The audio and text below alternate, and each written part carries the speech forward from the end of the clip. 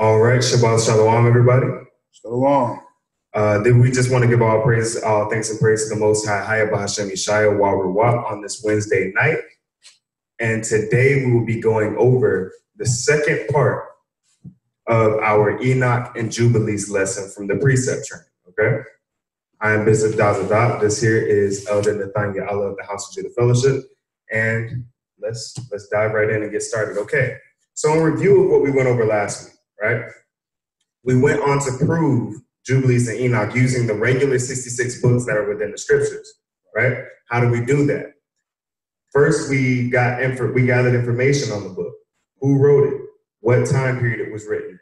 And different information like that concerning the book. And then second, in whatever order we went in, second, we decided that in order to prove a book, you have to know that the stories that are within the book correlate with the stories that are within the scriptures, right? And third, you want to make sure that the doctrines that that book is bringing forth matches the doctrines that are already contained in the 66 book canonization, right? All the books that have already been proven to be a part of the scriptures, right? So today, now that we've proved Enoch, right, we're going to be going into the second part of the lesson, Jubilees, right? The Book of Jubilees. What do we know about the Book of Jubilees? We know that it was found with the Book of Enoch as well as other books in the Dead Sea Scrolls, right? What do we know about who wrote it? The person who wrote it was Moses. This was one of the 7 books that Moses wrote, right? So going into this particular book, what's contained inside of it? We have the secrets of the times contained in this book, and it's referred to as the Little Genesis because it contains a brief overview of what happens in the book of Genesis written in the Torah. Right, so now we know 3 things. We know who wrote the book, what's in it, and we also know the time period in which it was discovered and the time period in which it was written, right? So, knowing this information, now we must go into the scriptures and break down what exactly this book teaches and whether the story correlates with already proven books. Right? So picking up where we left off, after going through the book of Enoch, we looked at Christ, we looked at the disciples, and we determined that from looking at Christ and the disciples and what they had learned, they could have only learned the things that they learned by reading the book of Enoch. We'll discover the same thing today, reading the book of Jubilees, right? So the first place we're going to start off is in Enoch chapter 72. Enoch chapter 72, verses 32 through 33. On that day, the night decreases and the amounts to 9 parts. Okay, so I'm going to explain this part because, like I said, the Book of Jubilees contains the secrets of the times, right? So it tells you how time changes work throughout the year. You have the different seasons of the year. You have the time changes. The Book of Jubilees explains those just like the Book of Enoch does. So the first part says that on that day, the night decreases and amounts to 9 parts, right? Read. And the day to 9 parts. And the day to 9 parts. So basically what we see here, it says that the night decreases to 9 parts. So in this particular time of the year, the night is 9 parts long and the day is 9 parts long. So we're looking at 9 parts day and 9 parts night, which is equal parts day and night, right? In the Roman calendar, in the Gregorian calendar, we have a 24-hour calendar. This means that Israel was operating on an 18-hour calendar, right? This means that Israel was operating on an 18-hour calendar, right? So that means that the day was 9 hours long and the night was 9 hours long. So in this particular part of the year, that was the time. Right? You had 8 hours day, 8 hours night, right? Continuing that scripture, it says, and the night is equal to the day, and the year is exactly as to its 364, right? Go ahead and read verse 33-4. Text. And the length of the day and of the night, and the shortness of the day and of the night rise through the course of the sun, these distinctions are made. Okay, so by looking at the courses of the night and of the day, we find that we find that this is how we determine what time of the year we're in, not using the calendar. So if we were to lose our place in the calendar by looking at the time changes between the sun and between the day and the night, we can determine what time of the year we're in, right? So it says the night is equal to the day, and the year is exactly as to its 364 days. So we also see in the Hebrew calendar that there are 364 days rather than 365, right? Let's get Jubilees chapter 6, verse 32. Jubilees chapter 6, verse 32 through 33. And command thou the children of Israel that they observe the year according to this reckoning, 364 days.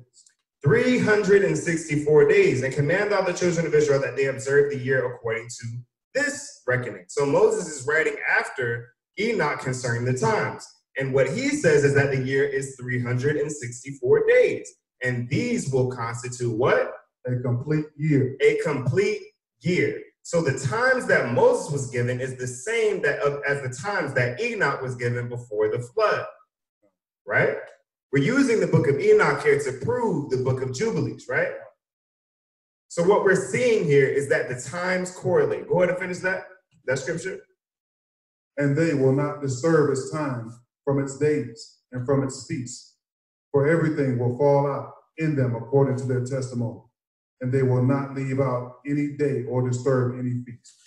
Okay, so it says that they will not leave out any day nor disturb any feast, right? So if we're looking at the book of Enoch, we're seeing that they both were given the secrets of the times, right? Moses as well as Enoch. So what it's saying here is that everything shall fall out in these 364 days. That means that everything is laid perfectly. There are no leap years, there are no leap weeks, there are no leap months. Those don't exist within the Hebrew calendar, right? You have a complete year, that's it, 364 days, 52 Sabbaths inside of those, 92 days inside each of the 4 seasons, 13 weeks inside each of the 14 seasons.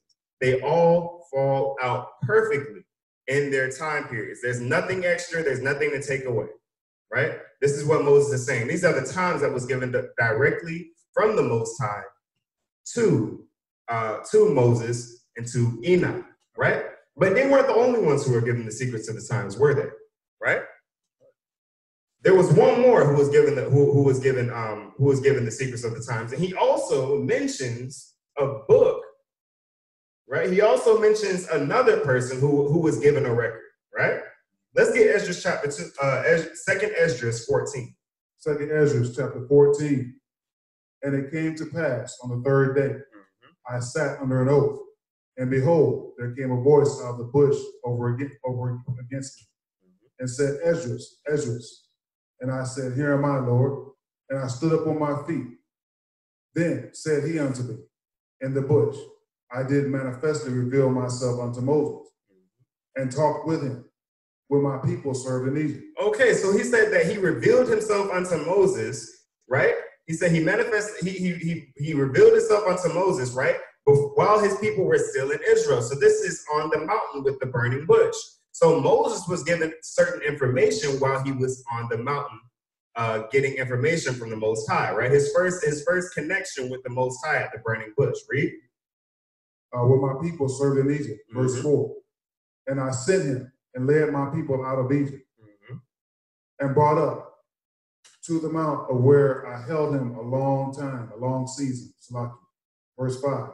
And I told him many wondrous things and showed him the secrets of the time. And he showed him what? The secrets of the time. And? The end. So he showed him the secrets of the times and the end, right?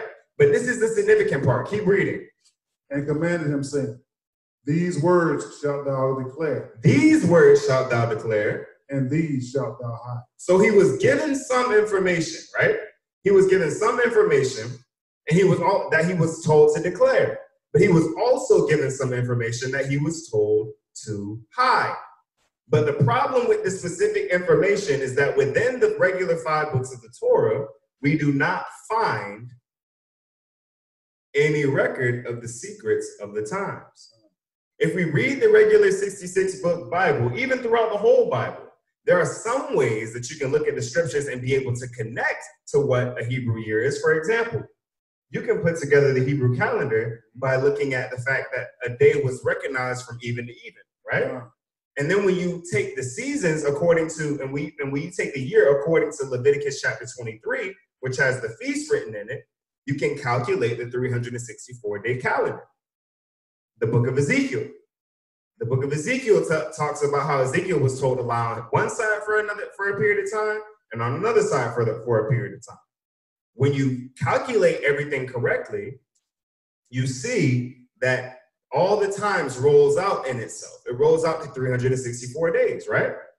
So, knowing these calculations and according to the times and looking throughout the scriptures, you can do certain calculations to figure out what a Hebrew year is. However, the secrets of the times were never revealed by Moses according to scripture. We don't see it anywhere in the Torah that Moses wrote. So the question would be, what are where did Moses record the secrets of the times? The only book that's ascribed to Moses that contains the secrets of the times is the Book of Jubilees, right?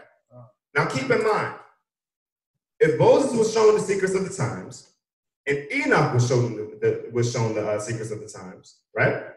And Esdras was shown the secrets of the times. That means that they should all contain the same thing. Keep in mind, the book of Enoch, the book of Jubilees, and the second book of Esdras were all found together. All three of these books were found together, right? So we already know that we're going to discover that the second book of Esdras belongs in the Apocrypha in part 4, right? We're going to discover that belongs in the book in the Bible in part 4. But concerning these books, Enoch already references, Jubilees already references Enoch. They're saying the same thing concerning the times and the times in which they roll out inside of each other. They both agree that there's 364 days. They also believe that there's 9 parts day, 9 parts night. They also believe that you should not judge the times by the moon because it comes in 10 days too soon. They also know that if you judge the year according to the sun's course rather than the moon's course together, if you put those two together, then the times will roll out accordingly. Right? How can you judge a year using the moon when there are some times when the moon is lesser in time than the sun, and there's times when the moon is longer in time than the sun? You can't judge time based off of it, right? Because there's time changes. So if you look through the book of Enoch, it tells you that there are times when it's 10 parts day and only 8 parts night, or when it's 12 parts day and only 6 parts night, which means that the day is longer than the night, or the night is longer than the day. It's hard to judge a full year according to that particular information. It would take both, right? Yeah, we're recording here. We're good. It should be off. Yeah. So, knowing that that this book contains the secrets of the times, and even looking at the scriptures and how they correlate with the Genesis, there are no discrepancies between the stories and their correlation between the Genesis and the book of Jubilees, right? The stories correlate. So we have that. We have number 2. We know number 1 in the steps, right? It was written in the time of Moses, right? It was discovered in the Dead Sea Scrolls along with other books such as the second Esdras and Enoch, right? And we also know what is contained inside of it, the secrets of the times, as well as a summary of the Genesis, right? Number 2, we also know that the stories that are related between Genesis and Jubilees correlate. There are no discrepancies between the two. And third and lastly, the doctrines that are being told as far as the Sabbaths, right? The Jubilees talks about the Sabbaths, right? It also gives you the laws concerning the Sabbath, not working, buying, or selling, right? That's exactly what the books in the regular 66 say. No working, right? You're not supposed to work. You're not supposed to cause anybody else to work, right? It also goes into some more detail as to what we can and can't do on the Sabbath, right? So the doctrines are the same. So there are no discrepancies between the Book of Jubilees and any of the other books. The question would rise, though, why would you have 5 of Moses's records and exclude 2? When I say 2, I'm talking about Jasher as well as the Book of Jubilees. We'll go over the Book of Jasher on Sabbath, right, in the Sabbath lesson. So why would you exclude 2 of Moses's books but include 5? So now that we've proven that the Book of Jubilees belongs in the scriptures, just that quick, it doesn't take very long to prove that the Book of Jubilees belongs in scriptures once you break down Enoch. Now the question would be, why would you remove these 2 books? The answer is because it exposes the agenda of the wicked. We know according to the scriptures, it says that they shall think to change times and laws, right? The heathen shall think to change times and laws. But what is the main thing that the Book of Jubilees and Moses reminds us of? To keep the Sabbath, right? And if we forget the Sabbath, then we will go wrong as to our feasts and our days and our years, right? And it says that we shall make an unholy day a feast day, and an abominable day a day of feasting, right? It warns us against that. So the main thing that it warns us against is the main thing that's being pushed against us now. After forgetting the Sabbath, now we're in a situation where we don't know what year we're in. We've gotten confused in prophecy. We don't know what's coming next. We're confused as to where the prophecies lay out according to the time. So we have to try to figure out where we are and play catch up. We don't know when the feasts are. Some people are even arguing what day the Sabbath is on, right? We don't know that some people are celebrating the Sabbath just sun up to sundown. They believe it's only a half a day. There's some people who believe that the Sabbath is from sunrise to sunrise. You see how confusing it is now? They shall think to change times and laws. Yeah, there's actually an ongoing debate right now on my Facebook account where one gentleman made a statement saying that he can prove that the Sabbath is neither on the Saturday or on Sunday. I would like to know how that shakes out. I mean, this it's really hard to debate something like that. I mean, the days have numbers. This is the first day, the second day, the third day, the fourth day, the fifth day, the sixth day, and the seventh day, right? Now, unless you want to pull a whole pick up and move everything, which is possible. They can pick up and move everything. But the fact of the matter is, we know according to scripture what day the Sabbath is on. You can look in pretty much every language on the planet. Look up Saturday. Look up Saturday or the seventh day in every language, and it comes out to some variation of Sabbath.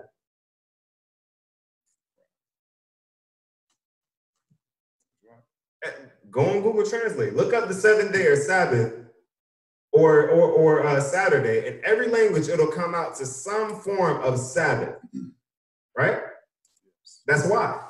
This has been going on since this past weekend. It's over almost 600, comments. Mm-hmm. And it's still going. And it's when you're talking about social media and you're talking about something that's so elementary in knowledge, this is something that you learn in kindergarten. You learn the days of the week, and actually in pre-kindergarten, you learn the days of the week, right?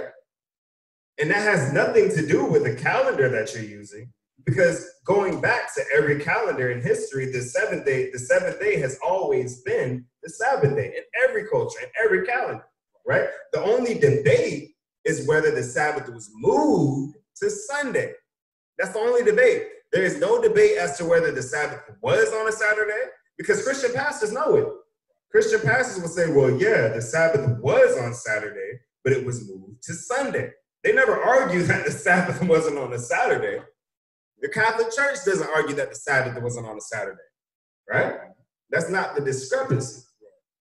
So when you look at a social media post like that, where it's like, I can prove that it's not on a Saturday or a Sunday, it seems more like it's a situation where, I'm not bearing false witness here, but what it looks like is that you were looking for comments, right? You wanted people to get attracted to the conversation. right? Because think about it. When you're presenting information, usually when you look at information on the social media, right? But behind a comment like that, there's usually an explanation, especially when you're talking about Israelites on social media. The explanation comes with the comment, but when you just throw something out there and say, well, I can prove that the Sabbath isn't on a Saturday or a Sunday. You leave, it's like, well, how you gonna do that? Not everybody interested. It's like clickbait. It's like, how you gonna do that? I don't know. It's definitely a conversation. Exactly. I mean, it's the same thing as when you say, well, Israel isn't actually Israel. Israel is somewhere else. I know somebody who's done it too. Right? You just pick up and move the whole planet's map. It's like, well, I can prove that Israel isn't actually here. It's actually here. And now people are interested. It's like, oh, look, Israel ain't Israel. Africa ain't Africa. Asia ain't Asia. What you mean? Now everybody's interested, right? When you bring out something new, something that nobody's ever heard before, people are interested. That's why these people who teaching, this just them, like Elder Raquel said, somewhere in their basement teaching without the camera on, just got a picture, a thumbnail up for people to look at. All they can hear is your voice, right?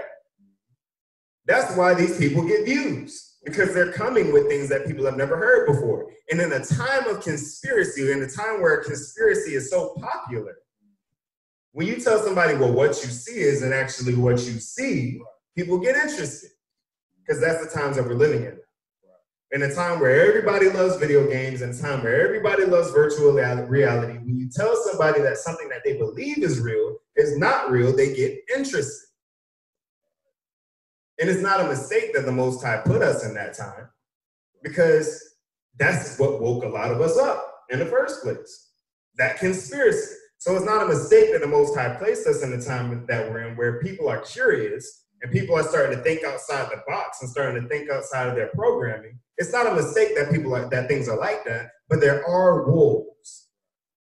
So now it's a situation where, yes, people are being awakened in this time. People are receiving knowledge in this time, but there are also a lot of wolves strategically placed to pluck off people. Absolutely. A lot of people are being deceived as well. Mm-hmm. You know, this whole way. Mm-hmm. Yeah, you're absolutely right. You're right on it with that. Mm-hmm. I mean, when you got Egyptologists and that Egyptology and African spiritualism, and you got the Rastafarians, and it's so much to choose from, especially as Black people, where we need something, right? You got the Black Freemasons now. You know, you got what else is there? You know, you got Pan-Africanism. You got you got what's that? I'm thinking about Islam. Islam has been a big one for our people.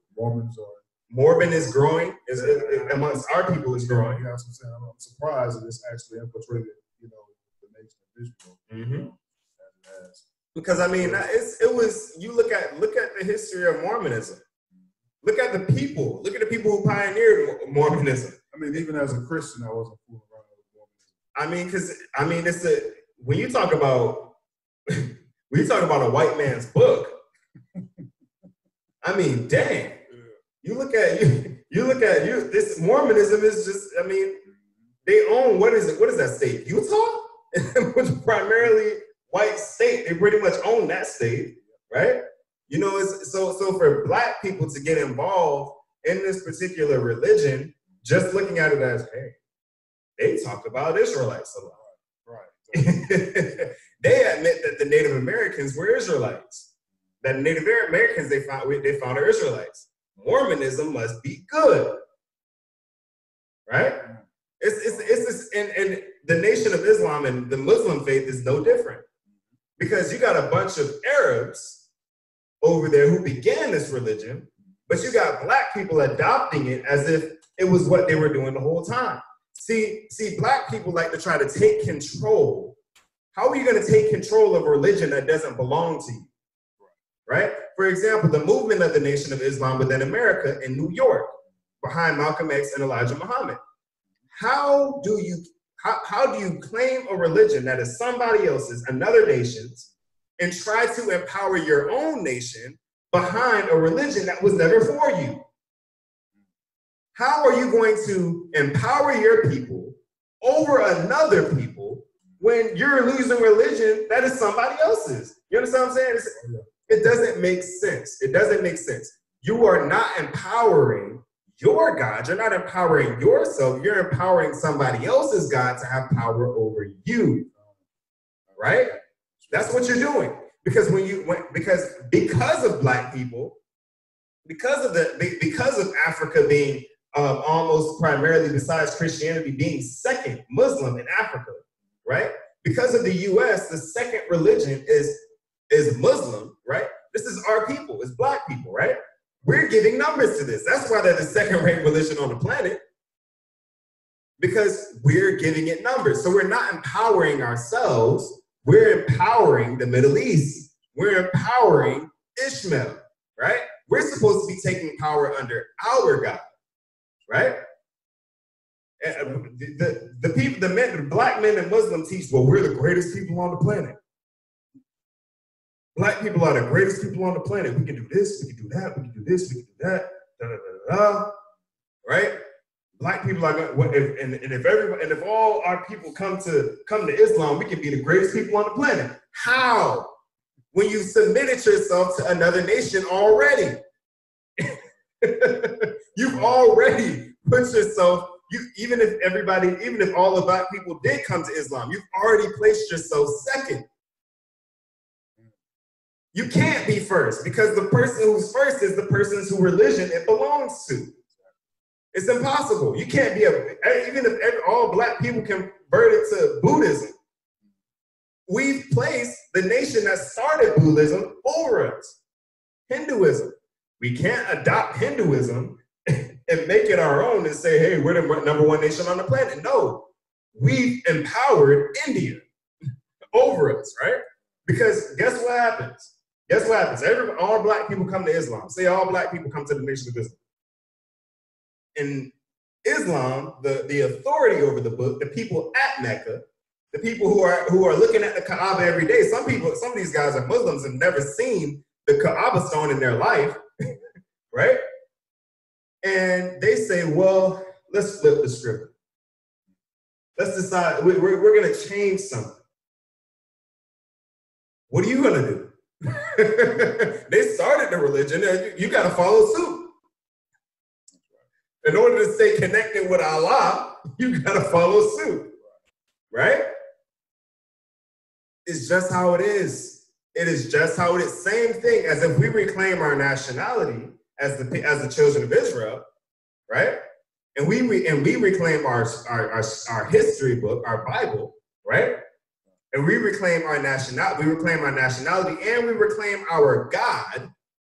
Whoever comes and is grafted into that branch, whoever comes and converts, they already have placed themselves second. Why?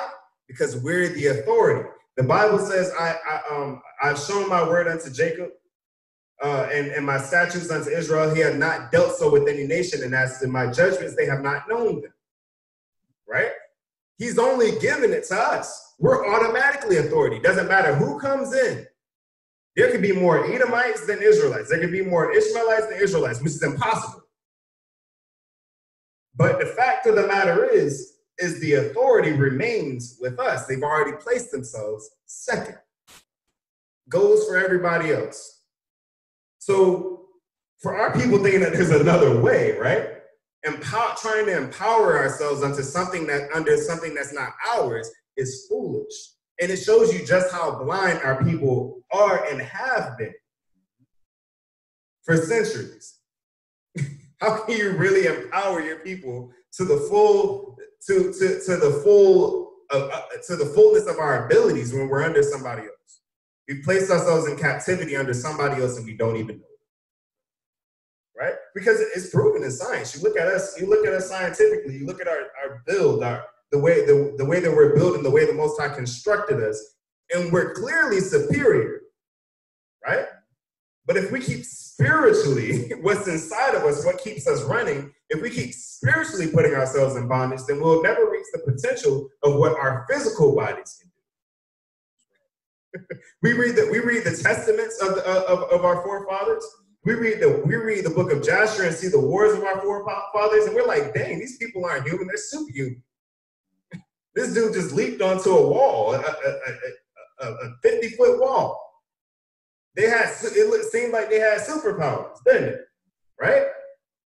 And we're talking about getting ourselves back to that place under Islam. That's not the God that gave us that power. That's not the God that Judah, Benjamin, Levi, Ishmael, Asher, not Ishmael, Asher, and Issachar. That's not the God that they were serving. How can we expect to get back to 100% following that? We can't. There's only one solution. And the reason why we're recovering these books is because the scripture says that he would reveal knowledge unto us in these last days. So books that we didn't have prior, the Most High is unsealing that information now. Why is it that now we're able to look at the scriptures and see something and have knowledge from it that we didn't have reading it 10 years ago? 50-year-old men in the truth read the Bible 15 years ago, that same scripture, and had no understanding on that scripture because it was sealed. Just like these books were hidden. Apocrypha literally means hidden, right? So when we're discovering these books and we're analyzing these books and we're trying to determine whether they belong in our text, it's not because we're just doing this willy-nilly. It's because these are being revealed to us. There's information inside of these books that we need, right? We're reclaiming what the Most High had us lose. And in reclaiming that information, in reclaiming our nationality and reclaiming our traditions, we also need to reclaim our God, right? Get ourselves back in spiritual alignment with the Most High, right? That's what these books are for. That's what they're for. And I know good and doggone well we can do it with 66 plus, when in the time of Josephus, they were doing it with 22 books. And every time that we're besieged, people would lay their lives on the line to protect these books. Right? So now that we know, we've proven the Book of Enoch, we've proven the Book of Jubilees. There's one more book that we're going to prove before we go into the Apocrypha, and that is the Book of Jasher. Right? The Book of Jasher it means the upright, right? Or the upright, right? It's a book. It's not a name. It's a book. But also in the scriptures is referred to as the books of the war, the book of the wars of the Lord, right? It chronologizes all the wars that we've seen that are from the time of the beginning all the way to Egypt, right? And Moses. So we're gonna break down, and we're gonna prove the Book of Jubilees by using what they use to try to disprove. Salakia, the Book of Jasher, what they try to use to disprove the Book of Jasher, because we came across something today. We came across oh, okay, yeah, my bad. But we're gonna work this backwards, right? And we're gonna study to show ourselves approved on this one, right? So we use the 3 steps to prove the Book of Jubilees and the Book of Enoch, and we're gonna use the 3 steps on the Book of Jasher again. But on the last one, and on the second and third step, we're gonna work backwards. We're gonna take what they say to disprove the book and prove it. Exactly. You're gonna have a good time this Saturday. Oh, it's gonna be fun. Oh yeah. Oh yeah. Yes. And it's gonna be a lot of scripture, so definitely prepare yourselves for that. But this is probably gonna be the most extensive and most detail-oriented training that we have. Doctrinal or fundamental training on scriptures that we have. It's just that's probably going to be actually the most intricate part, right? So with that is the conclusion of the second part of our Bible training course, right? That is the conclusion of the second part, and we will continue on the third part this Sabbath, the Book of Jasher. All right, so with that, we're going to open it up for questions concerning this lesson, concerning last lesson, concerning something you may have read, or concerning the assignments that were assigned to the people who are in the training class. So if you have any questions concerning your assignment, we will take those now as well. I'm going to take Zoe and Isaac, I'm going to take you both off of mute for you both to ask the questions that you have to ask, and we will answer them now. Hello. What's up? What's up, man? Shalom.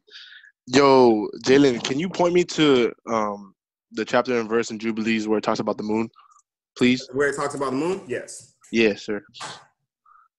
One moment. No problem. Is Jubilees in the Apocrypha or in the Jubilees is in the Dead Sea Scrolls. It is not in the Apocrypha. Oh, that's another question I had. Oh, we sent you. Ariella said that she sent you the PDFs for that book. It's separate from the Apocrypha. It's in a separate collection from the Apocrypha. All right. Another question regarding that, the books. So it's like Jasher, Jubilees. What's the other one? Enoch. And then the Apocrypha, or is there more? Now the Apocrypha is made up of what was already in the biblical text. Because I saw it was like Maccabees, like the Apocrypha was like Maccabees 1 and 2. It has like a bunch of, because I was looking at the app, it had like a bunch of different books in it. But I noticed that the Enoch, Jubilees, and Joshua weren't in there. So I got confused. I was like, what? I'll have to give you the correct, I will have to give you the correct, one moment. I have to give you the correct app. But the app that you should have, if you have iPhone, you may not have it, but on Android, we should we have it on that. So if you have an iPhone, it might be harder for you to find that app with Enoch, Jubilees, and Jasher in it. But for those of us who have Android, we have access to it. I think that might be an issue. I don't know if the girls have that issue because they have the iPhones as well. I don't know if their text contains it, but we'll figure it out. Yeah. They're looking for the app with all the extra biblical text on it. I sent Yeah, I'm just the links to the ebooks in our chat. right. But like, which one? Like, all of them are what books we're using, correct? Yeah, like I sent you guys Jubilees, I sent you Enoch, I sent you Jasher. And why were they not included in the Apocrypha? That's what Jalen Okay. The reason why they're not included in the Apocrypha is because they weren't included in the 1611 translation. When the Apocrypha is made up of books from the New Testament. No, the Apocrypha is made up from books of the Old Testament that were removed, but the Enoch, Jubilees, and Jasher were not included in those original texts. So the Apocrypha is made up of books that were in the Old Testament, but Enoch, Jubilees, and Jasher had already been removed. One more. Why was the Apocrypha removed? The Apocrypha, because during the actually, I'm not going to get into that because that's actually a part of the lesson when we prove. Right. That's a history about the books being removed that we have to give you then, right? Because they have their specific reasons as to why they removed those books, and that took place in the councils. They were saying like it was outlandish and stuff like that, but I wanted to know if you could give. Yeah, it was.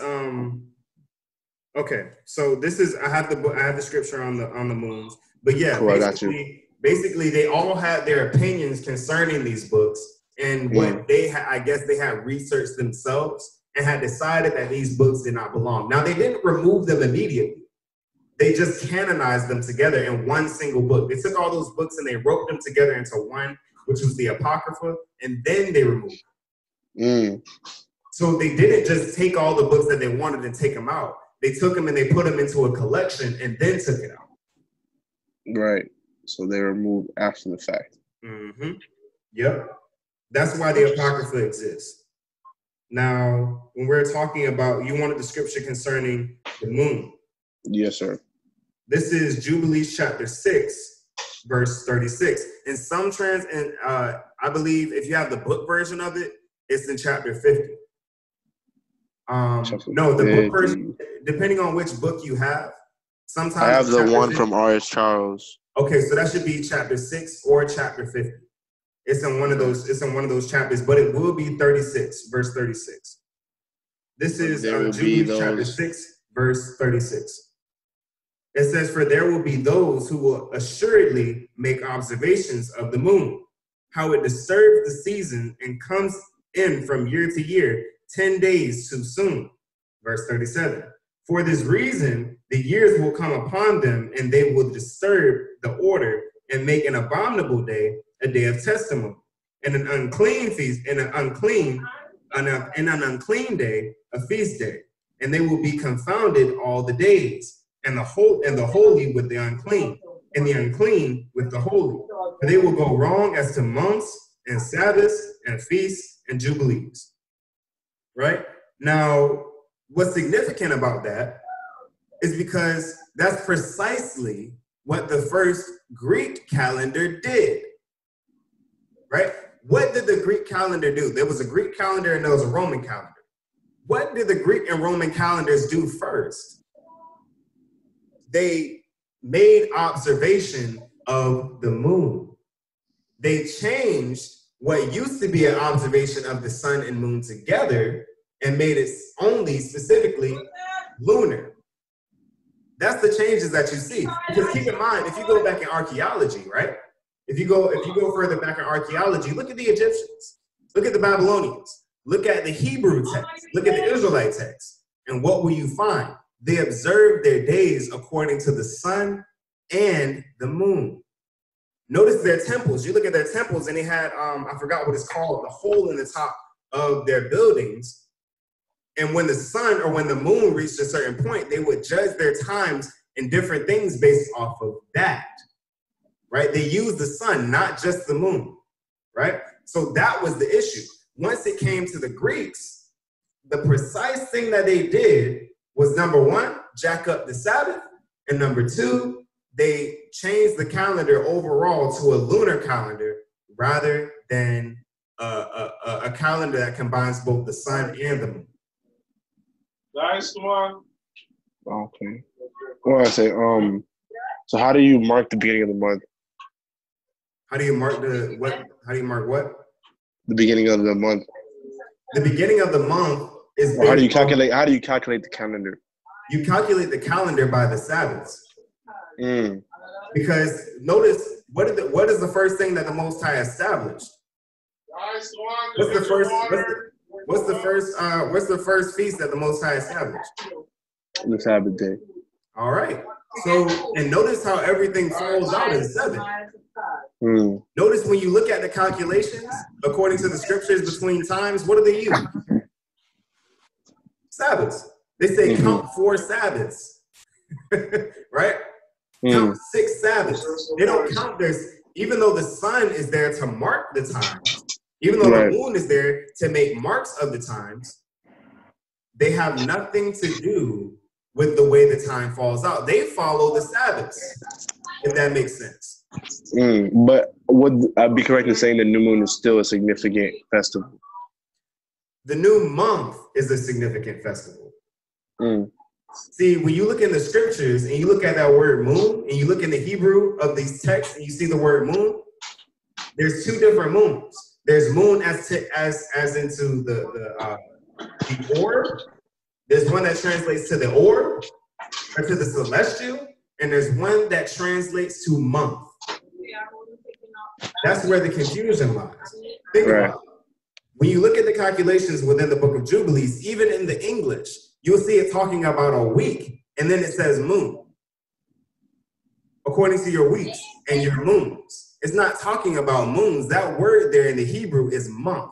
You will go wrong as to your days, your weeks, your months, and your years.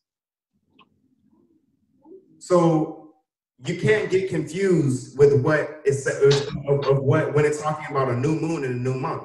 Because keep in mind, when does a moon ever come out consistently? If you actually make your year according to just the moons, you're gonna get some months with 29 days. No, I'm not saying. Some months with 28 days. Why? Because the Most High created the moon to run a certain course, but when it's not running that course, it does what it wants. It has notice a moon doesn't have the same track every year. It has a unique track every year. It's unique. It changes every year from year to year. So let me ask you this. How do you know to celebrate? If you're judging based off of the moon, which changes all the time, which changes from year to year, how would you know, looking at that, what time of year the Passover falls? I would know it would be in the first month. How would you know the first month? Because keep in mind, the moon is wishy-washy. It may be 1 month, maybe 29 days, another month, maybe 28, another month, maybe 31 days. So knowing that it does whatever it wants, how would you know what Passover is? So it would change. But even if it's not a time for, if it's not a marker for months, so the Sabbath is a marker for time. The Sabbath is a marker for everything. Right. Throughout the year. Notice every feast day falls on a Sabbath. If you take the 364-day calendar that we have laid out for you, you can take Leviticus and calculate for the next 20 years. Right. You can calculate for the next 20 years. And it will consistently, every single time, fall on a Sabbath. I even took the day that I was born. I put it into the Hebrew calendar and I calculated it for the next 10 years and it falls on the same day. That's how it's supposed to work. That's the consistency. Why do you think it would say remember the Sabbath, but if you forget the Sabbath, then you'll forget everything? Why would you just say that? It wasn't just talking about, when it said that you would forget everything, it wasn't just talking about the feast days. It said you'll go wrong as to your days and your months and your years. You'll go wrong as to everything. It said you'll forget everything if you forget the Sabbath. Why do you think the book of Exodus and the 10 Commandments, it says remember the Sabbath to keep it holy? Because they knew that we would forget. So no matter what cycle the moon makes, no matter what cycle the sun makes, the Sabbath remains the same. Even when you look at, you know that the days are reckoned from even to even, right? Yes, sir. Do you look at it by the moon rising or by the sun going down? Sun going down. Hello? Right? There you go. Well, you broke up. There you go, right there. I hear you. When you look at sunset, it's sunset, right? And it's sunrise, right? Not moonset and moonrise, right? Right. Because there's some times where you can't even see the moon, right? There's a cycle of the moon when you can't even see it. True. So how can you judge time based off of something that you can't even see for a part of the year? Right? How are you going to keep time when the Most High, according to prophecy, will blacken the sun? And he will stop the moon from giving its light. How are you going to judge time then? The Most High created the Sabbath as a marker. Amen. It's consistent. No matter what the moon does, no matter what the sun does, 7 remains 7. Amen. Right? Hallelujah. So you got, and like I said, all of those numbers divide into each other. If you go and watch our calendar, our lesson on the calendar, 364 days divided by 4. Do y'all have that calendar? Do you have a PDF of it? Yes, we do. Oh, drop that immediately. Definitely. I'll send that to you as well. But you look at it, the numbers all divide into each other. There's no extra, there's nothing missing. You have 364 days, 4 seasons. You divide 364 days, and you get you divide 364 days, you get 91 days. You get 91 days per season, right? You divide that by 3, you get 30, 30, 31. 30 days per month and a day for season change, right? And then you get you take 52 weeks. You have 52 weeks in a year. 7, and you have 7 days. Multiply 7 by 52. You get 364.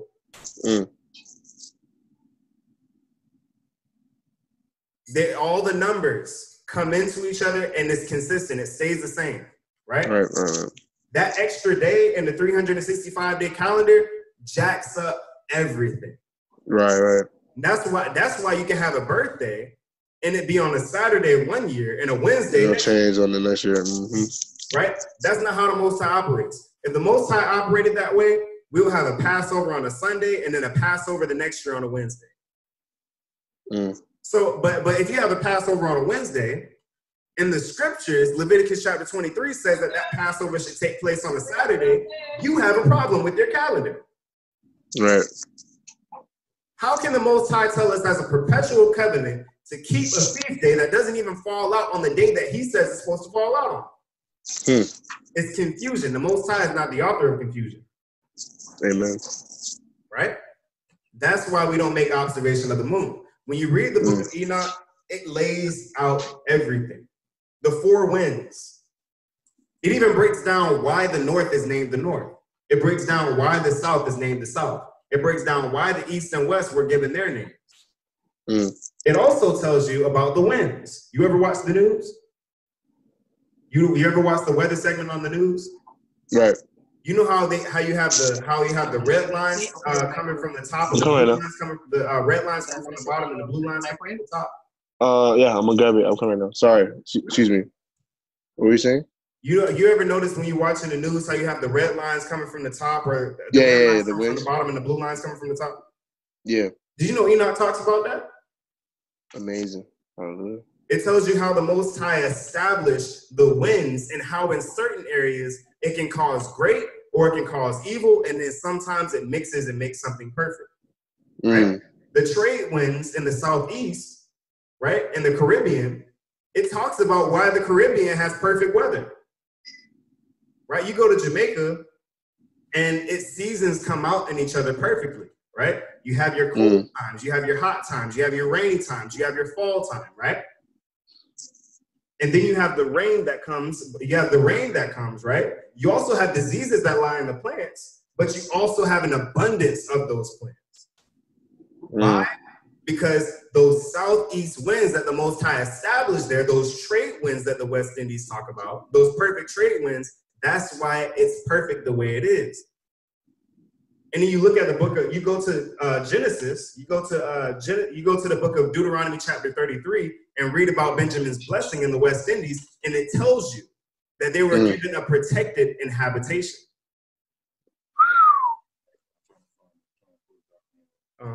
That's deep. The calendar is called the Hebrew calendar. I believe I sent it to you in your email. Yeah, I'll send it. It's right here. But yeah. So I'll actually pull up that scripture right now. I'll pull up that scripture right now. Appreciate the edification. Of course, at all times. It definitely it's deep. It's deep. It is deep. It gives so much context to everything else. It's like, okay, well, why is this the way this is? And people think that the Bible doesn't answer those questions. The Bible answers those questions. You just got to be looking in the right places. If you remove books, there's edification that's not being got. Truly. Right? There's missing holes. Now it's like, oh, well, the Bible isn't complete, and the Bible isn't telling us this, and the Bible isn't telling us that. The Bible's telling us. The Bible's telling us. The calendar. True names of the Most High. Oh no, breakdown of the Hebrew calendar, right? What did you need out of it? All right. So Deuteronomy chapter 33. It says, and of Benjamin, this is verse 12, and of Benjamin, the beloved of the Lord, he shall dwell in safety by him. And the Lord shall cover him all the day long, and he shall dwell between his shoulders. right? It says he shall dwell in safety, because keep in mind, there's two winds that bring safety and health, and there's two winds that bring destruction, right? Benjamin is dwelling in safety. He's in the trade winds, where it's perfect, right? He's right in between. And it also says that he shall cover him all the day long. Hurricanes in Jamaica. Never heard of one, right? Tornadoes? Right. Nope. Because they're in safety. The Most High shall cover him all the day long. Captivity of Jamaica. Did they happen or ever last long? Now, there's been immigration to Jamaica, but have the Jamaicans ever been... Wasn't Jamaica a slave island? What happened? Well, I mean, I guess that was part of the curse that had to be fulfilled when they were in slavery. See, yeah, exactly. Now they were moved there, but the captivity in that country was removed before servitude was actually put in place there. So they're living the curses, and they did experience the curses of slave ships, and they also did go through trial and tribulation, because keep in mind, you have to look at the history that they have as well. The history that they have, not all the curses look the same. For example, we went through the transatlantic slave trade, right? Right. But you look at the Native Americans. They didn't go through the transatlantic slave trade. Does that mean that there's no slave ships? See, when the Pilgrims came and they conquered, they put them on the wiped out majority of their people, they took a lot of the Native Americans back to Europe on slave ships, right? When the Asians and the Europeans were finally able to conquer the South Pacific, took them forever to do it, but when they were finally able to conquer the South Pacific, what did they do? They put them on slave ships, took them back to Europe. Mexico and the Philippines, actually, through the Trans-Pacific slave trade. They took slaves from the Philippines and transported them to Mexico, and took Mexicans to the Philippines. Slave ships. Right? So even though the slave ships may not look the same, even though they may not sound the same, even though it may not be through one event, they happen. And this is where a lot of Israelites are off when they talk about this 400-year prophecy. When they say, well, look, the transatlantic slave trade started in 1619 and it's 2019 now. What did that come to? Still in captivity. Came to nothing. Why? Because slave trade of the Israelites was happening long before 1619. Gee.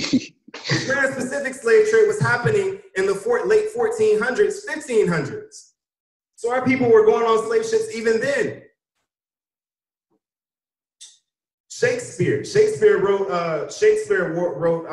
Macbeth, not Macbeth. It was what was the one that he did? The movie that he did with he had Lawrence Fishburne in it, where it was I forgot what that one was called. Lord have mercy. But but the black man who was in that movie, he was about to get killed for marrying a white woman. He was a black man from Africa, right? From Mauritania. How did he get to Venice? How did he and the other Mauritanians get to Venice? And they were slaves too. These weren't free Mauritanians. They were slaves. The reason why I forget his name. The reason why the black Moorish man was a general was because he was a slave who was good at being a general. He came from a family of slaves. So, and this is a story that was written that was supposed to predate Shakespeare. And Shakespeare lived in the 1600s. Oh, you're talking about Othello. Oh, Othello, yes, that's what it is. Othello. Right? I knew already. So Othello, the story of Othello predates Shakespeare, according to the way he wrote it. So that means that the Mauritanian slaves have been in Italy for a long time. How did they get there? Slave ships. So slave ships were happening before 1619, right? It's a fact. Crazy. Right? You look at the history of it, it all, like I said, once you have the understanding as to what the scriptures are actually talking about, it adds more context. Right? That's crazy. That's crazy. I mean, for example, even when you look at you look at the fact that how did Christopher Columbus know there was another continent? Right? How when they were living on one side of the planet, how did they know there was another continent on the other side of the planet? I mean, they teach that he didn't know. He just randomly found it, but you know how that goes.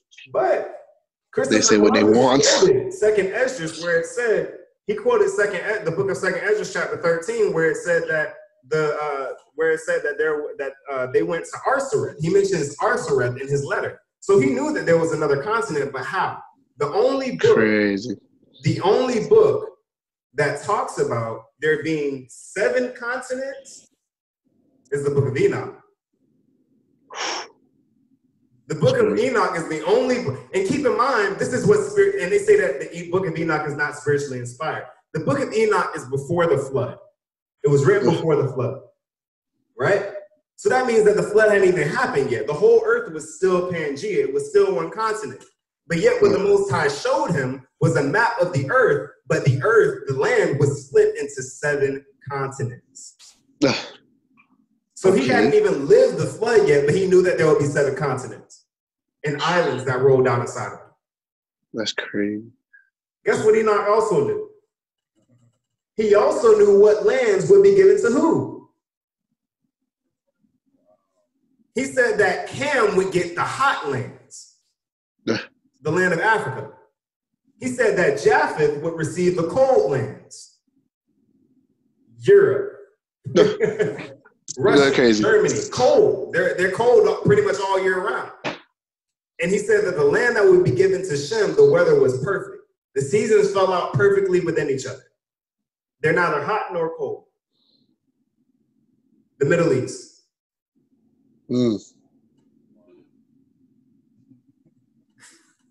See how I explain all of that? Of course. Man, I gotta read this Enoch. You gotta go crazy on Enoch. I mean, guess what the East means? What? East means to rise. To ride? It means to rise, to go up. Okay. To come up. Right? Guess what West means? Go down? Or to diminish. Because the sun rises in the east. In the east. Oh. And descends, or the light diminishes in the west. And boy, that everything is perfect. Hallelujah. Praise the Lord. See, and scientists would like to believe that this is all by accident. That all of this just happened because a dot exploded, and everything just came through. A dot exploded. I mean, they said the 2 dots went like this, and now we have people and midgets and. He going crazy. You know, it doesn't make sense. But the scriptures tell them. Amen. Right? And I probably should have included that in the Book of Enoch. But all of this information that we have about why the world, how do you think that they know? They didn't. You really think that? How does the Weather Channel get information as to how the winds work? When the way the winds are working are by angels that are outside of the firmament. The people who work in weather, they got the information from the Book of Enoch. Yeah. The first meteorologists got their information from the Book of Enoch. They take everything from us.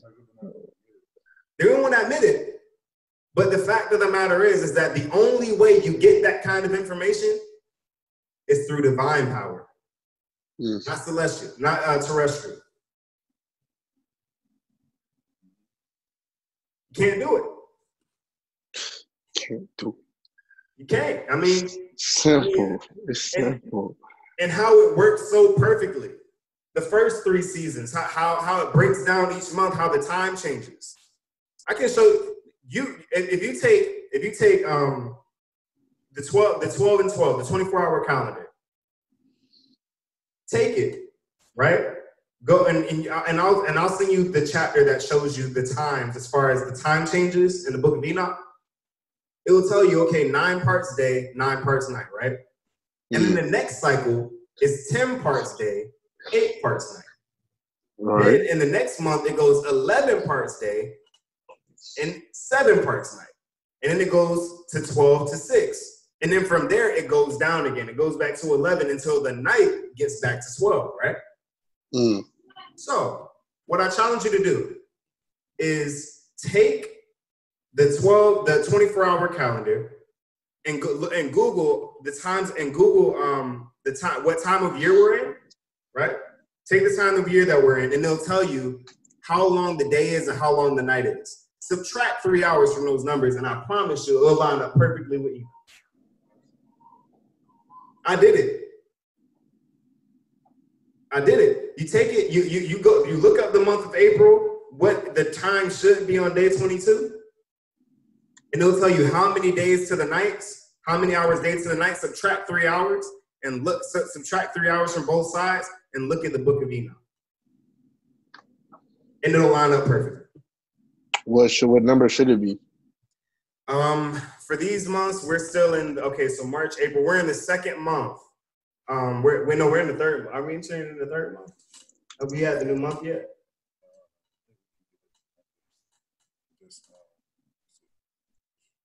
I think we're in the second month. We're coming to we're late in the second month. So April is the second month. We're late in the second month. We'll be switching pretty soon. We'll be switching months pretty soon. So if you calculate that at this time period, it should be about 12. It should be about 10 parts, 11 parts to 7. 11 parts to 7. That's what it should be. I'll check that, and I'll check it. I'll fact check it, and I'll send it back to you. But it should be 11 parts to 7.